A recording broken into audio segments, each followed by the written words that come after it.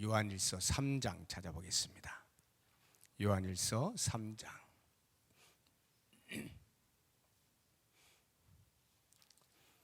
요한일서 3장 11절에서 18절까지 말씀입니다. 11절 말씀 제가 먼저 읽겠습니다.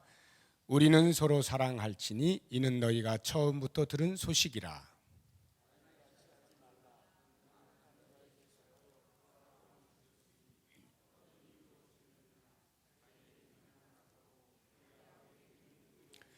형제들아, 세상이 너희를 미워하여도 이상히 여기지 말라.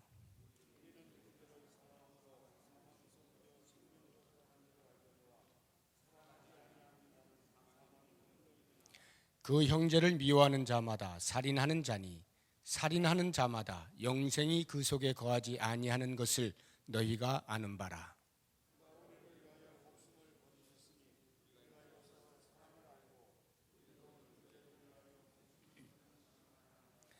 누가 이 세상의 재물을 가지고 형제의 궁핍함을 보고도 도와줄 마음을 닫으면 하나님의 사랑이 어찌 그 속에 거하겠느냐.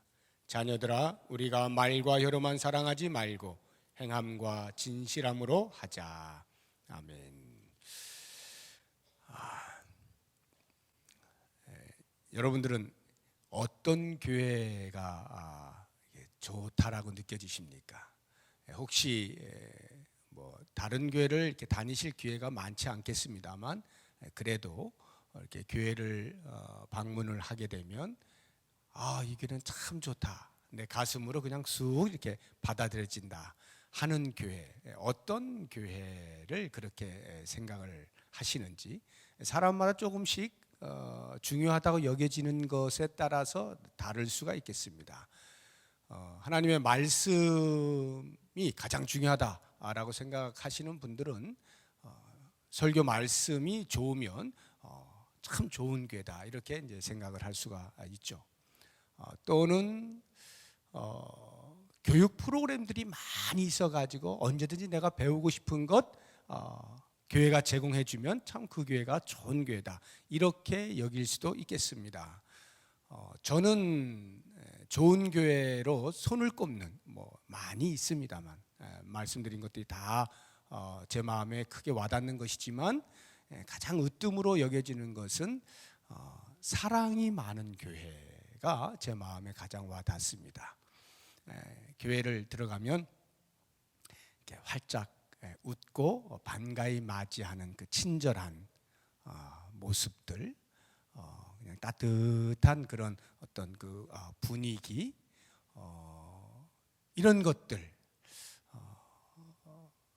그냥 사랑이 느껴지는 그런 교회가 참 좋은 교회다 이런 생각을 합니다. 아마 여기 계신 분들도 거의 대부분이 비슷한 생각을 하실 거라는 생각이 듭니다. 제가 2002년도에 귀국을 해서 교회 임지를 정하기 전까지 몇 개월을 이렇게 교회를 탐방하면서 예배를 드린 적이 있어요. 지금도 제가 잊혀지지 않은 10년 전 이야기인데 잊혀지지 않는 두 교회가 있습니다.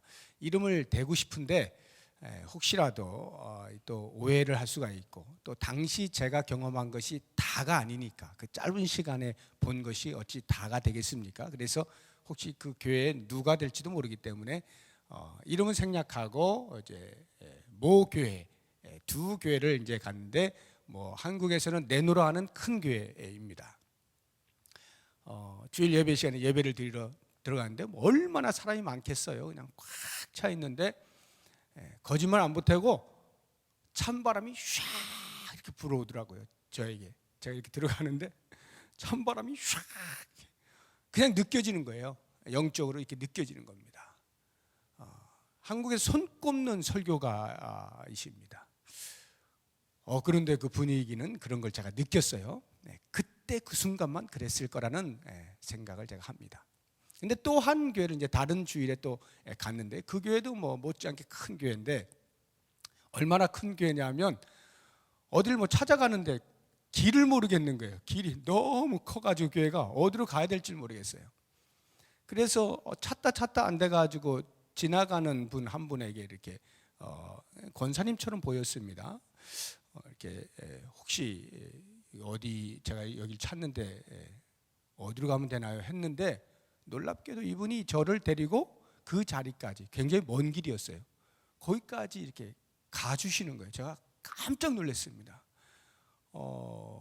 그냥 복도에 저와 그분이 만나서 이렇게 제가 물은 것인데, 썰렁할 수 있는 그곳에서 그분의 그 저를 대하는 태도에 제 마음에는 말할 수 없는 그 사랑의 감격을 제가 느낄 수가 있었습니다.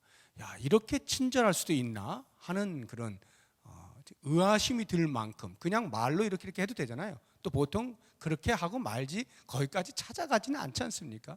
그런데 저를 데리고, 제가 굉장히 강사쯤 보였나요?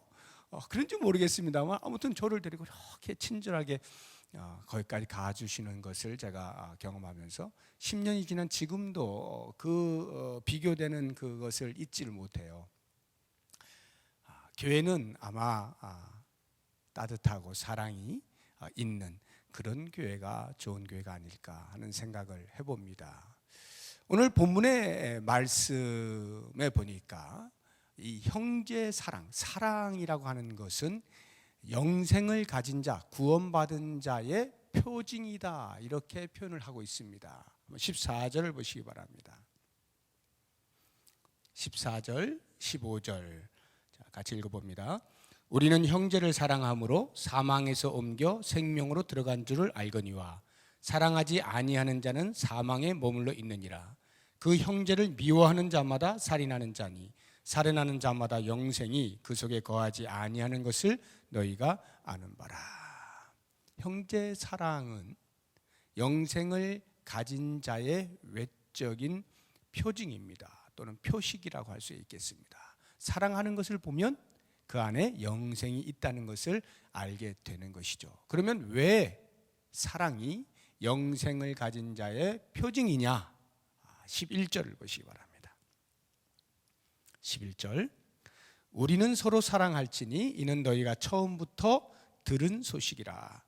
뭘 처음부터 들었다는 거예요? 그들이 사도들에게서 들은 것은 복음이죠. 그런데 그 처음부터 들은 소식, 복음의 본질이 사랑이라, 이런 말이죠. 우리는 서로 사랑할지니, 왜 사랑해야 되느냐? 처음부터 들은 소식이다. 즉 그들이 들었던 그 복음의 본질이 사랑이다. 너희들이 복음을 제대로 들었다면 당연히 그 복음의 본질인 사랑이 너희들 가슴을 가득 채우게 될 것이다. 복음에 대한 온전한 이해가 있었다면 형제에 대한 사랑은 자연스럽게 나타나는 것일 수밖에 없다, 이렇게 얘기하는 거예요. 그래서 12절에 가인같이 하지 말라는 거예요. 가인같이 하지 말라. 가인이 어떻게 했나요? 자기의 동생 아벨을 쳐 죽이지 않습니까? 왜냐하면 그의 의로움 때문에, 하나님께서 아벨과 그의 제사를 받으신 것 때문에 상대적으로 자신과 자신이 드린 제사를 받지 아니하신 하나님에 대한 원망이 자기의 동생인 아벨에게로 향하여서 그만 살인을 하고 맙니다. 물론 여기에서 가인같이 하지 말라는 말씀은 그래서 우리 보고 살인하지 말라, 이런 의미는 아닙니다. 가인같이 하지 말라, 가인처럼 말라, 이런 말이에요. 가인처럼 말라. 그러면 가인이 동생 아벨을 살인하게 된 데에는 아무 생각 없이 가만히 있다가 어느 날 불쑥 내가 쟤를 죽여야겠어 하고 죽인 것이 아니라는 거죠. 이미 그의 마음 가운데에는 살인이 일어날 만한 미움의 싹이 터 있었어요. 그러면 그 미움의 싹은 어디에서 났느냐? 성경은 말하기를 가인은 악한 자라, 이렇게 악한 자에 속하였기 때문에 그와 같은 믿음의 싹이 살인으로까지 가게 만들었다는 것인데, 그 악한 자가 사탄이죠. 사탄에 속해 있었기 때문에 그와 같은 일을 하게 되었다라고 하는 것인데, 그러나 우리는 조심해야 되는 것이, 그래서 우리는 사탄에게 속하지 아니하였기 때문에 형제를 미워하는 일, 살인하는 일은 없겠는가? 그렇지는 않습니다. 우리가 주 안에 거하고 있음에도 불구하고 때로는 미움으로 살인을 저지를 때가 없지 않습니다. 예수님의 제자 가운데 두 사람을 보게 되면 하나는 가룟 유다고 또 하나는 베드로인데 둘 다 예수님을 부인하고 배반하는 일이 있었지만 베드로는 다시 회개함으로 큰 일을 하게 되고 가룟 유다는 그만 자살하는 것으로 인생을 마감하게 됩니다. 이런 것을 보게 되면요, 그 나무의 그 열매인 것이 분명합니다. 그 나무의 그 열매예요. 무화과 나무에서 엉겅퀴를 낼 수가 없어요. 포도나무에서 무화과 열매를 딸 수가 없습니다. 그 나무의 그 열매인 것이 분명한데 그리스도인이라 할지라도 그의 인생 여정 가운데에서는 베드로와 같은 일이 있을 수도 있어요. 때로 우리가 구원받은 자임에도 사랑을 드러내지 못하고 때로는 미움으로 살인을 범할 수도 있는 거예요. 물론 회개하고 돌아오겠습니다만 그러한 일들이 있지 않을 그것을 위해서 사도 요한이 말하기를 가인처럼 말라, 가인같이 말라, 이렇게 말씀을 하고 있는 것입니다. 우리 예수님은 우리에게 참 높은 수준을 요구하시죠. 산상수훈에 보면은 이미 형제를 미워하는 것이 살인하는 것이라 하지 않습니까? 형제에 대하여 노하는 자마다, 형제에 대해서 나가라 하는 자마다, 형제를 향하여 미련한 놈이라 말하는 자마다 이미 공에 잡혀가게 되고 지옥불에 들어가게 되는 그러한 것들을 말하는 우리의 수준은 상당히 높습니다. 형제를 사랑한다 하는 것이 어떠해야 할 것을 요구하시는데 이렇게 예수님이 우리에게 높은 수준을 요구하시는 것은 당신 스스로가 먼저 우리에게 그 사랑을 보여주셨기 때문에 그렇습니다. 그래서 16절을 보시게 되면 본문 16절 같이 한번 읽어봅니다. 그가 우리를 위하여 목숨을 버리셨으니 우리가 이로써 사랑을 알고 우리도 형제들을 위하여 목숨을 버리는 것이 마땅하니라. 예수님께서 우리를 위하여서 목숨을 버리셨어요. 이유는 딱 한 가지죠. 사랑 때문입니다. 그래서 로마서 5장 8절의 말씀을 보면 우리가 아직 죄인 되었을 때에 그리스도께서 우리를 위하여 죽으심으로 하나님께서 우리에게 대한 자기의 사랑을 확증하셨느니라. 당신의 사랑을 그리스도의 십자가에서 확증시켜 주셨어요. 우리를 얼마나 사랑하시는지를 그리스도께서 몸으로 보여주신 겁니다. 당신의 몸을 던져냄으로써 이렇게 우리에게 모범을 보여주셨기 때문에, 그래서 그 모범으로 인하여서 우리가 그 사랑 때문에 구원함을 받고 구원자로서 이 땅에 더 이상 그 무엇에 얽어매이지 아니하고 참 자유자가 되었다라고 하면 주님은 우리에게 요구하시는 겁니다. 그 자유로 자기의 육체를 위하여 쓰지 말고 서로 피차 사랑으로 종노릇하는 데 쓰라. 사도 바울이 입을 통하여서 우리에게 말씀해 주고 있는 것입니다. 우리 한번 찾아보죠. 갈라디아서 5장. 갈라디아서 5장.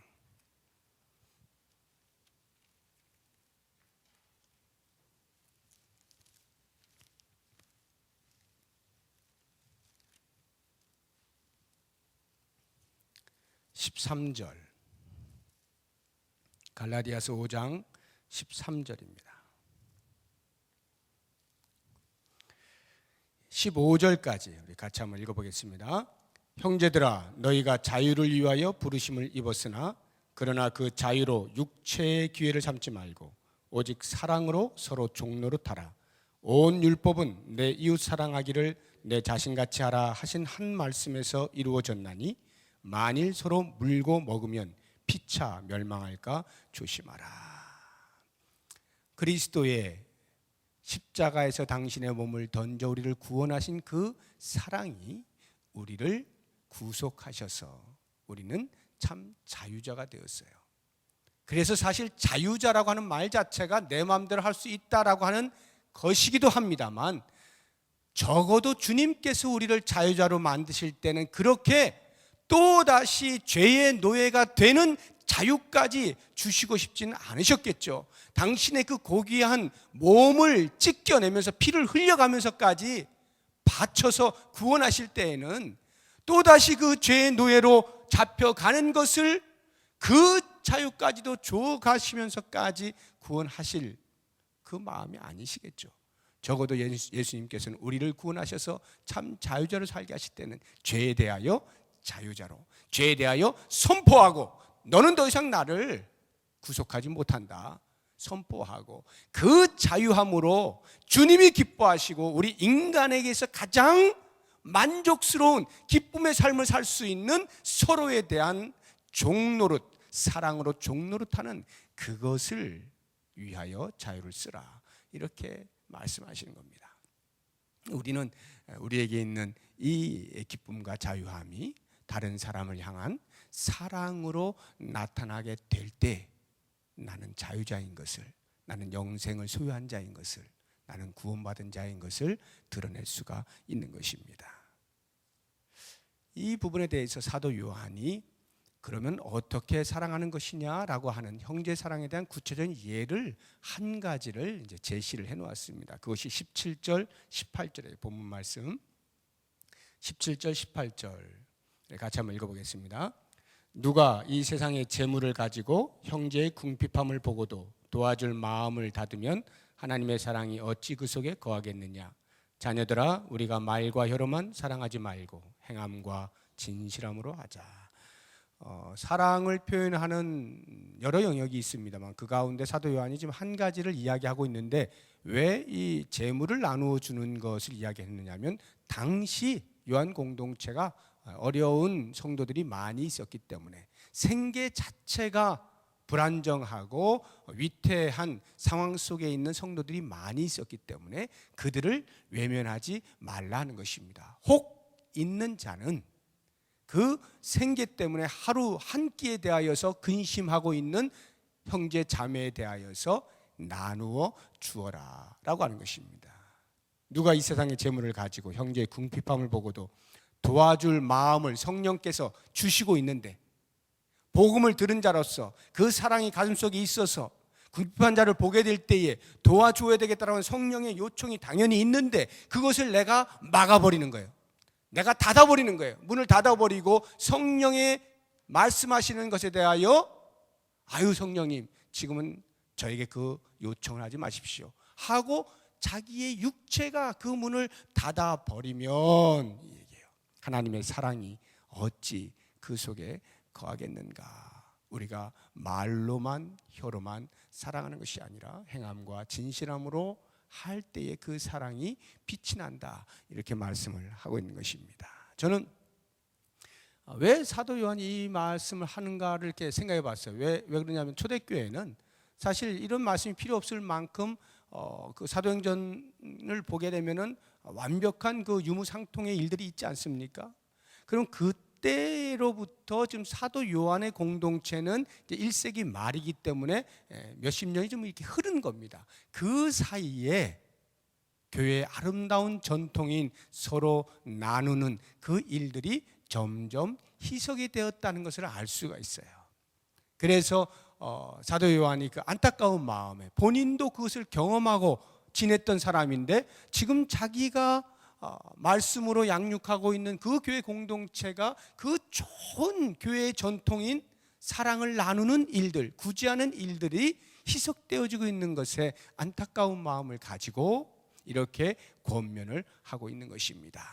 사랑을 나누라. 저는 이 말씀을 보게 되면 성경에서 참 대표적으로 성공한 사례, 우리가 꼭 모범으로 삼아야 할 그 사례가 한 가지가 있어요. 그것을 여러분과 함께 좀 나누고 싶은데, 마게도니아 교회들의 예루살렘 교회를 향한 태도입니다. 그것이 새벽에 그 말씀이 나왔는데 오늘 같이 나누기 위해서 그 말씀을 새벽에는 많이 전하지 않고 이제 좀 같이 한번 보려고 그래요. 마게도니아 지방에 있는 이방 교회죠. 이방인들로 구성된 그 교회가 예루살렘 교회가 어렵다는 소식을 바울로부터 듣게 되면서 그 예루살렘 교회를 돕기 위하여 저들이 우리에게 복음을 전해준 첫 그 주자들이다. 우리는 영적으로 그들에게 빚진 자들이다. 그러니까 지금 우리에게 있는 것으로 그들을 돕는 것이 마땅하다. 이러한 마음을 가지고 헌금에 참여를 하는데, 그 말씀 우리가 몇 가지 좀 봤으면 좋겠는데, 고린도후서 8장을 한번 찾아보시기 바랍니다. 고린도후서 8장.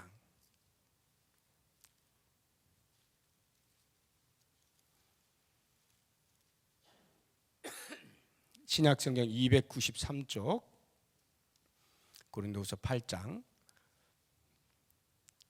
1절을 보시죠.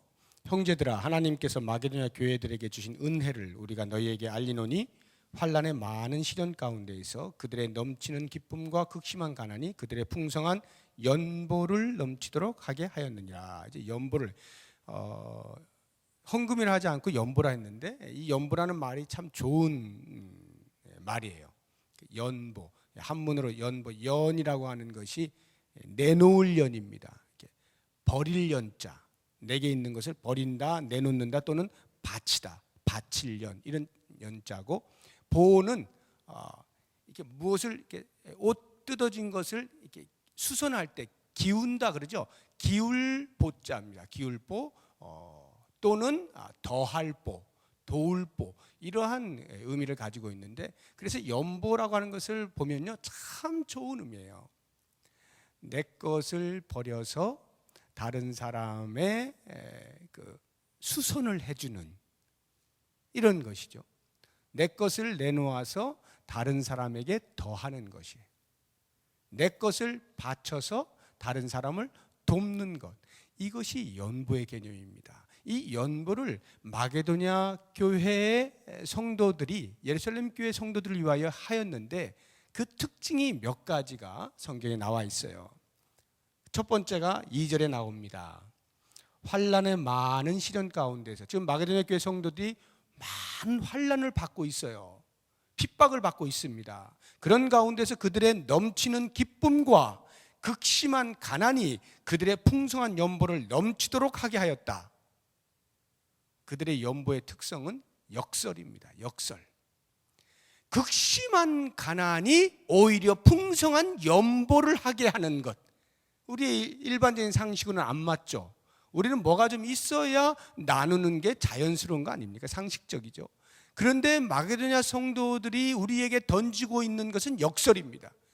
극심한 가난과 주변으로부터의 많은 환난과 핍박이 오히려 그들의 마음속에 복음을 가진 자의 그 자부심을 갖게 함으로 터져나오는 기쁨이 있어요. 그 기쁨이 오히려 더 풍성한 연보를 하게 만들었다 하는 것이고, 두 번째 그들이 연보한 것은 누가 시켜서 사도 바울이 제발 좀 해주세요, 얼마만 좀 내주세요, 요만큼만 좀 거쳤으면 좋겠어요, 이렇게 말해서가 아니라 그 소식을 들었을 때 그들의 가슴에서부터 자원하여 낸 연보입니다. 자원하였어요. 3절 보십시오. 내가 증언하노니 그들이 힘대로 할 뿐 아니라 힘에 지나도록 자원하여. 4절이 더 멋있습니다. 이 은혜와 성도 섬기는 일에 참여함에 대하여 우리에게 간절히 구하니. 바울이 그들에게 구한 게 아니에요. 소식을 듣고 그들이 바울에게, 바울이요 예루살렘 교회 갈 거죠? 그러니까 우리가 연보를 할 테니까 제발 이 연보를 그들에게 전해주시오. 우리도 그 일에 동참을 하고 싶습니다. 꼭 우리를 껴주세요. 이렇게 자원하여 드림으로 그들은 힘껏 드리는 이상으로 힘에 지나도록 드리게 되는 것입니다. 이 자원함이라는 게 이렇게 무서운 거예요.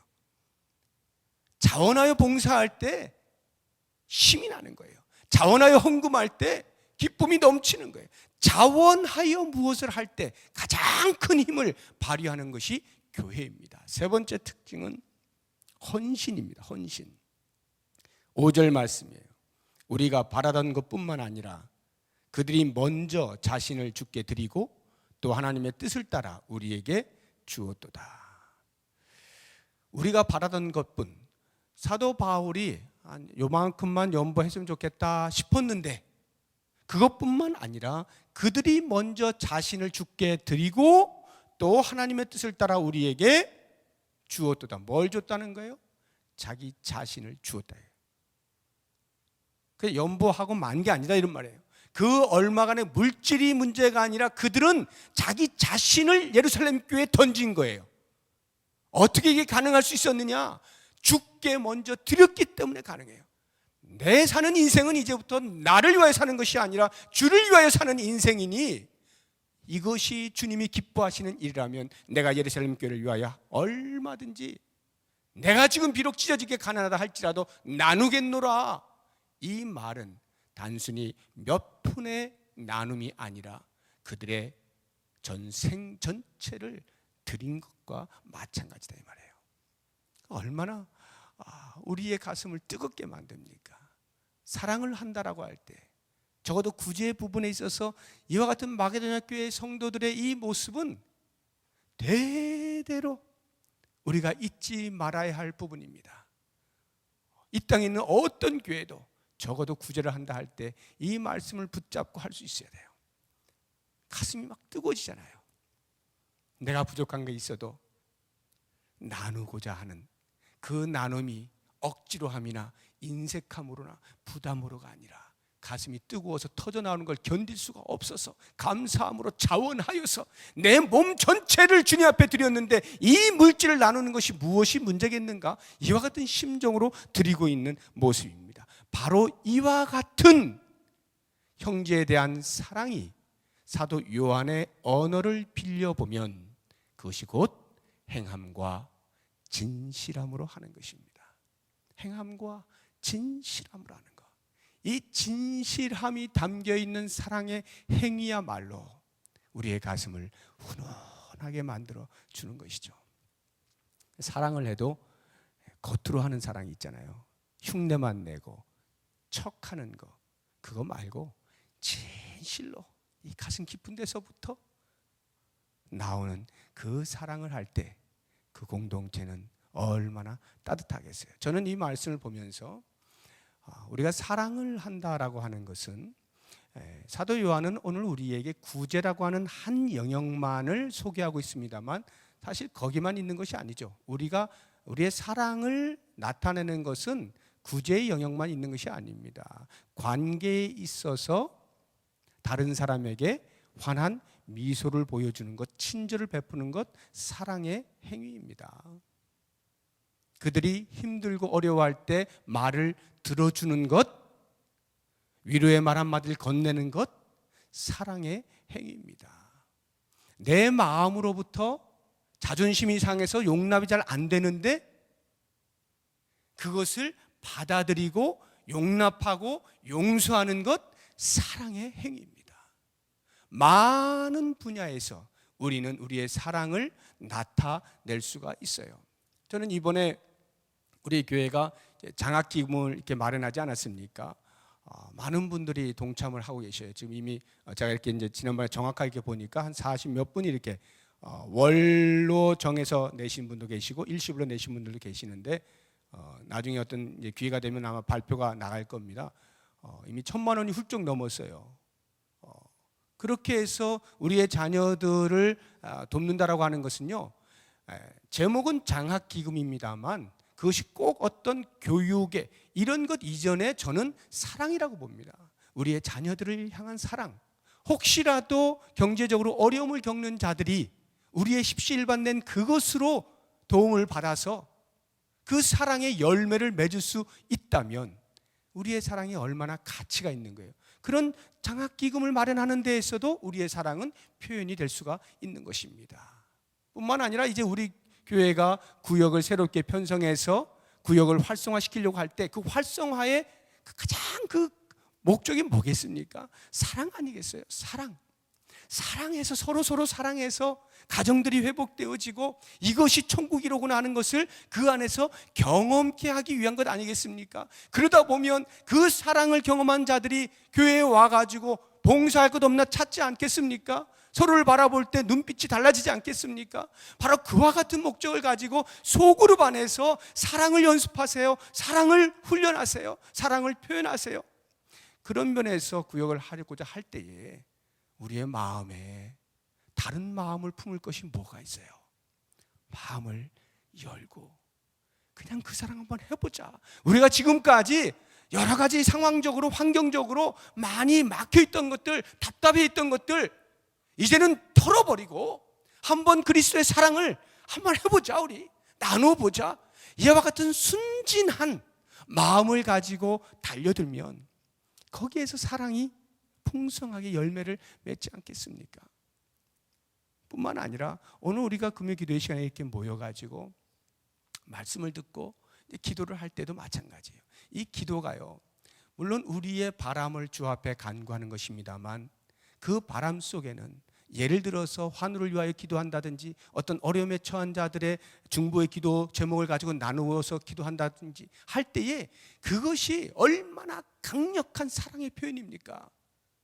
그가 정말로 그렇게 되기를 소망하는 그 진실한 마음으로 기도에 쏟아부을 때에 그 기도는 사랑으로 승화가 되어서 하나님 앞에 받아들여지지 아니할 수가 없죠. 왜? 하나님이 우리에게 그것을 요구하시는데 우리가 그 사랑으로 기도하니까 그 기도가 들어지지 아니할 수가 없는 거예요. 우리의 사랑이라고 하는 것은 여러 영역에서 얼마든지 표현이 될 수가 있는 것이에요. 오늘 원하기는 우리가 마음을 모아서 기도할 때 그 사랑을 기반으로 하여서 간절하게 기도했으면 좋겠고, 우리의 교회 생활 가운데 구석구석에서 아주 사소한 조그만 부분에서도 이 사랑으로 말하고 사랑으로 행동하는 행함과 진실함이 있는 그 사랑이 풍성한 우리 부평 동북교회 될 수 있기를 주의 이름으로 부탁드립니다. 기도하겠습니다.